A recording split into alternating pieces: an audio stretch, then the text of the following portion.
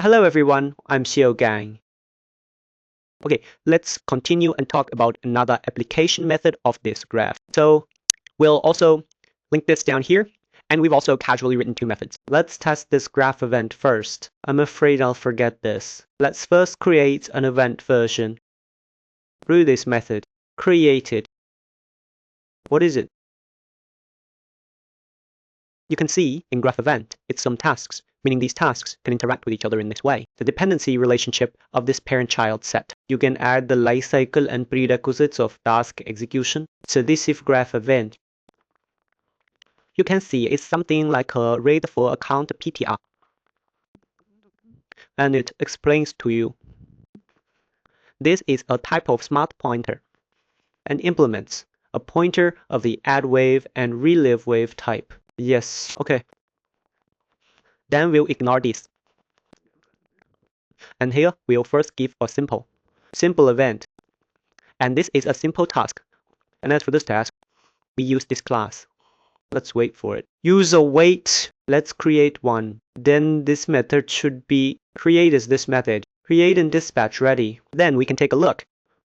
What is the comment for this method? The comment for this method is to create a task. Then when the prerequisites are met, it will dispatch and execute it. Then you can see there are some default explorations here. Let's check the effect. Then you can see the first one is our lambda. Then this stated is for debug analysis. So this is a prerequisite. Then it's about which counter you want to go to for the task. Then finally it will return this reference. And this reference is very useful. Okay. Then you can see there are some default values here. At the very least, you need to pass in what you want to do. For the rest, you can just leave them as default. Actually, it doesn't really matter. So now we'll just pass all defaults. Then at this point, we write a lambda. As for the lambda, you may notice that the lambda actually has two forms of signatures. You can look at it, okay? Like this, actually. It has already compiled successfully. Okay, this is a simple world, and you can see, let me find that. You can see its function signature is in this form. That is no parameters and no return value. But actually, you can use this function signature here. It's also possible. You can see this function signature will pass these things to you. When it passes them to you, you will know which thread this is for and what the prerequisite condition is. Right. Okay. You can see this place, this TF func line. It actually looks like this.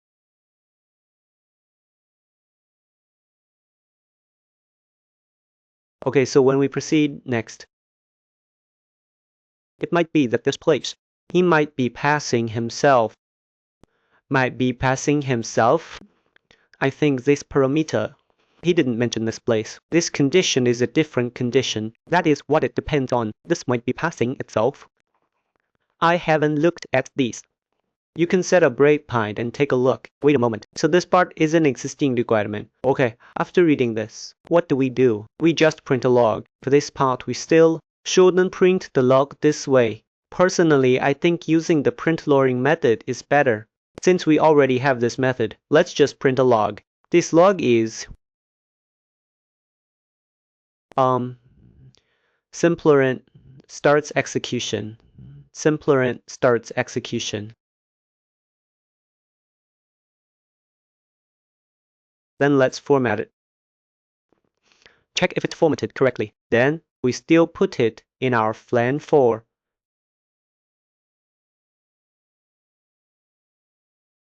And there should be a process here. This needs to be rewritten as F pauses. Then here we let it sleep. We sleep for 3 seconds. Sleep for 3 seconds. Then we say the task execution is complete.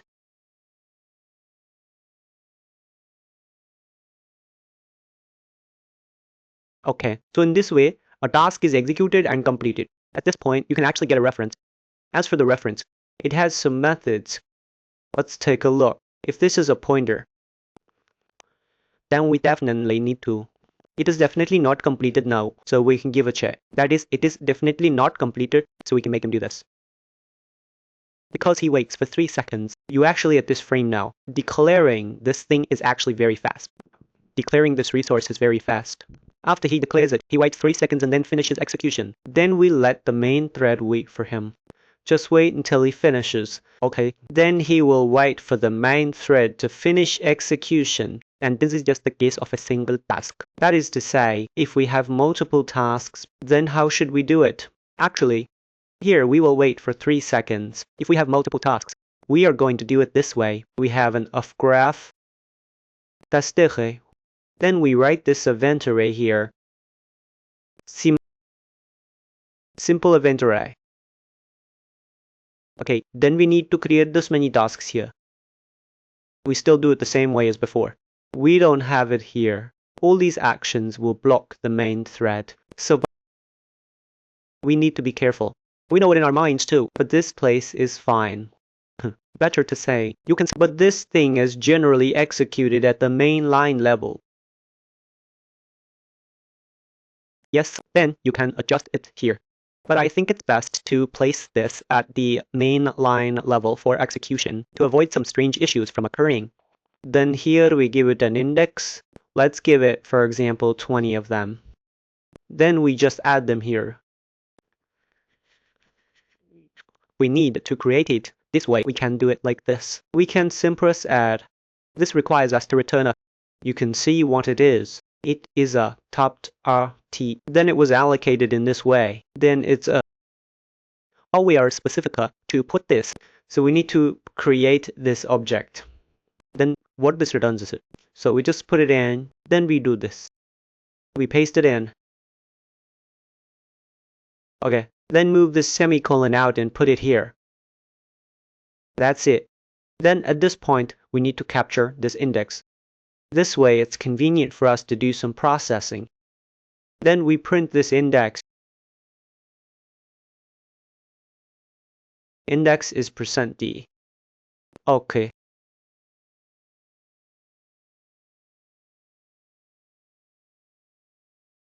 Here, we'll just place it here and see. Because we might need to do it this way here. Because we directly pass the F-word average. We didn't make it editor, so we concatenate the string like this. Just concatenate it like this. Okay, that's fine. Let's receive this string. In event inf. Then we put it here. Okay. Then this part might not start execution. We set it to E. We complete execution. Then here we put it in. This way it will create 20 tabs. And as for this time, we make this index pair. Make it pair. Then think about it. For the triple language, each index might be different. Okay, after doing this, how do we actually listen to it in the end? We need to write it like this. We need to use TaskGraph interface. This thing, then we need to get, you see here, okay, it is an interface of the TaskGraph system. And inside this interface, it provides many methods. We first need to obtain it. After obtaining it, we make it wait for a large number of batch tasks to execute. Let's take a look. This is the big S1. Right. Okay, here. We pass this thing in again. Then the expected execution result is like this. That is, it will first execute one task. This task executes for 3 seconds. Then it gets executed and completed. Then we execute 20 tasks. These 20 tasks, their timing is not quite the same, but we know their indices. After it finishes executing, our main thread continues to proceed. This place will cause the main thread to stall.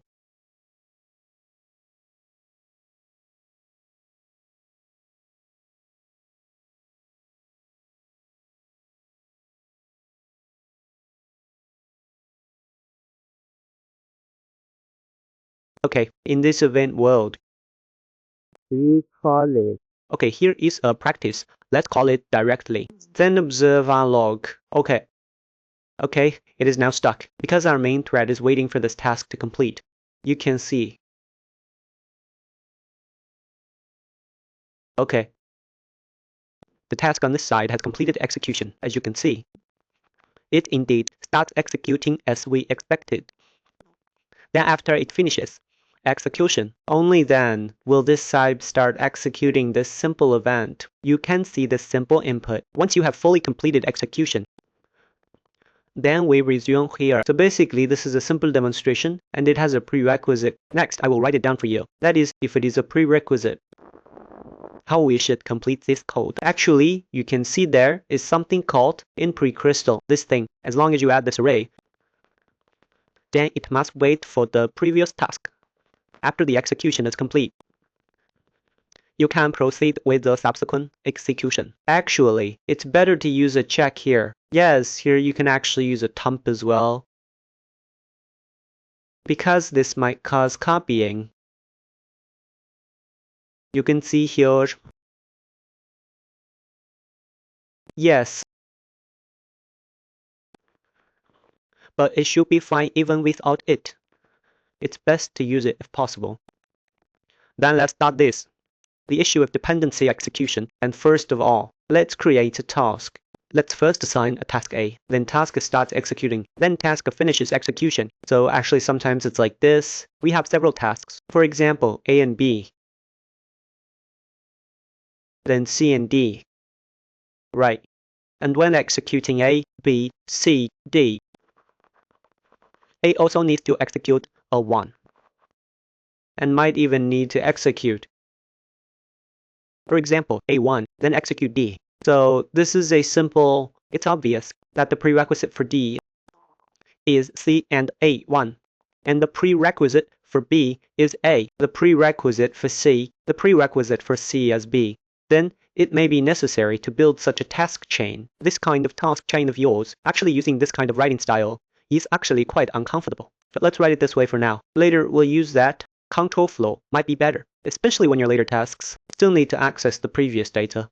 Passing data becomes quite troublesome. This thing is actually somewhat like when we work on the backend server, doing something like a flash sale or querying user information. Let's give an example. Just query user information. So all the user information is divided into many categories. For example, game account information, bank card information, home address info, school information. All of this information is not integrated into a single database or a single piece of data.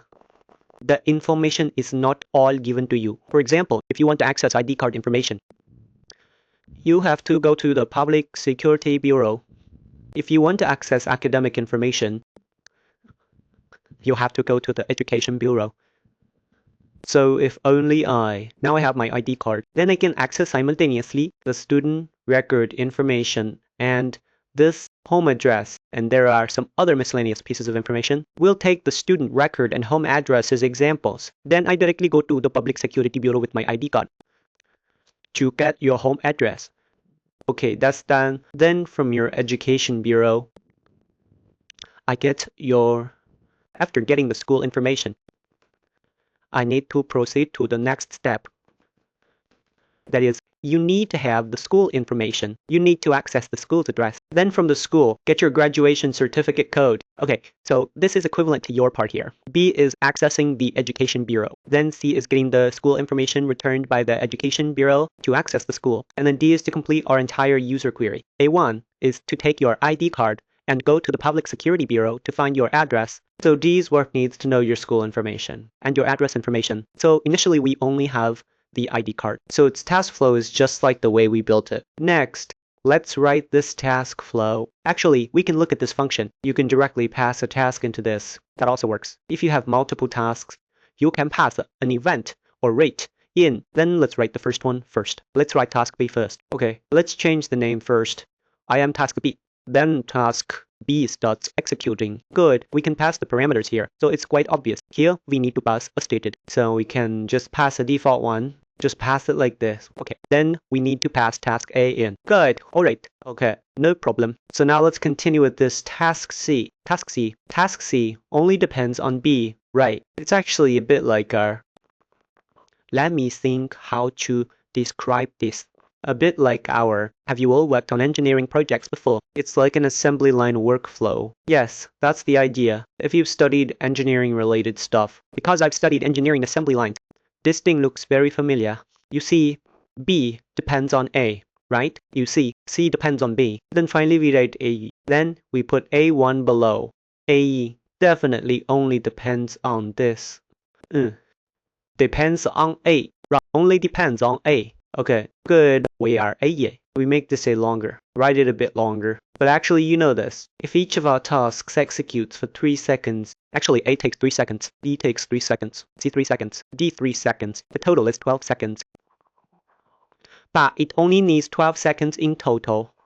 Even if A1 takes 6 seconds, it doesn't affect the result. Yes, then we can verify it. For example, let's change a task to 2 seconds, B task also 2 seconds, and C task also 2 seconds. Then as long as your A1 task does not exceed 4 seconds, and for example, B and C do not exceed 4 seconds, it won't really matter. We can change A1 task to 3 seconds. Then the total time is actually 8 seconds. We write D task. For the first task, we need to declare a C here. Okay. We move that one back to the line. We move this one over here.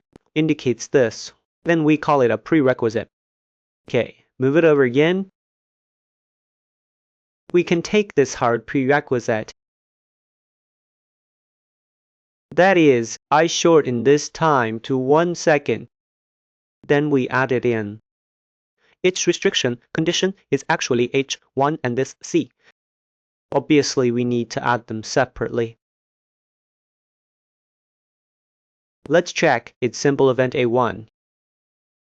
Another condition is this simple event, D. Simple event. Finally, we create the D condition. We put the D condition in this position. Okay, simple event D. Okay, then no problem. Finally, we make the main thread wait for this one to finish as well. Okay, let's simulate it here. Let's add a log. The log here is a bit awkward to place. I'll just do it directly. We start with all tasks. All tasks are task complete evenly. Okay, now let's test it, whether this piece of code can meet our pipeline workflow requirements.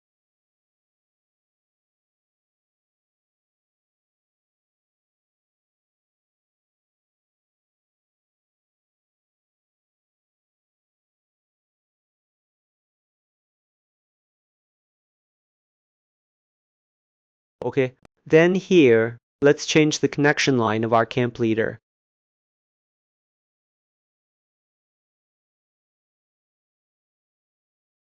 Okay, now let's write this requirement. We are starting execution now. Okay, we are stuck now. We'll wait until it's done. Ignore the lag. This is the main color, the main thread. You can see A starts executing. After A completes, A1 executes. A1 and B both start executing. A1 finishes immediately. B takes 2 seconds. So next, B finishes executing. Then finally, C starts and finishes executing. After both C and AE have completed, then D starts executing. Okay, let's take another look. Obviously, what we printed here is incorrect because we only wrote B here. Because after B finishes executing, C and D start executing at the same time. Then D finishes executing before C. Obviously, this is written incorrectly. It should be passing this instead. Okay, no problem. Looking at the log, we need to get an address here. Alright, let's start executing. This time it should be correct.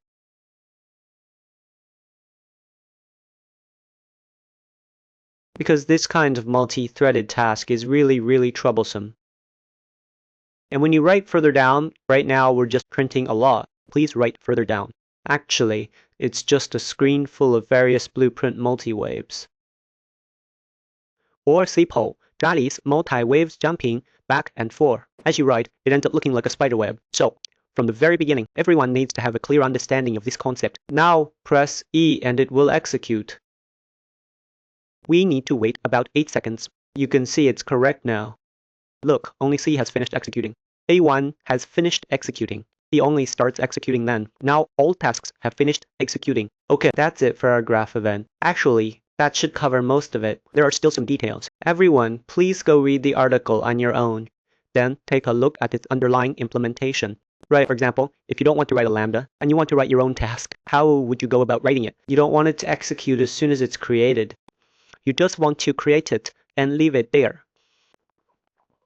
Then execute when needed. Everyone please go ahead and complete and practice this on your own. Our code should all be placed in this location. Okay, thank you everyone. This lesson ends here.